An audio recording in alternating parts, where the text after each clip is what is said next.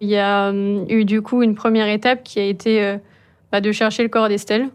Donc mes parents sont partis sur Paris le lendemain des événements. Ils ont vécu la confusion, le manque d'information, la mauvaise information aussi, et surtout la désorganisation en fait qu'un événement d'une telle ampleur peut engendrer. Malgré les outils qu'on avait, qui étaient performants pour le nombre, mais qui n'étaient pas performants pour l'identification. Ça a mis beaucoup de temps. Il y a eu des listes en parallèle. Ça a été assez chaotique pour les familles. Ça a été terrible. Ils savaient qu'elle était décédée, mais on ne savait pas où était son corps. Donc, ils ont pu l'identifier le 17 novembre seulement. Moi, je ne suis pas arrivée à temps pour faire cette identification-là parce que j'étais dans l'avion. Donc, ils ont pu voir Estelle à travers une vitre. Elle était sous un drap blanc. On voyait juste une partie de son visage. Et bien sûr, ils l'ont reconnue tout de suite.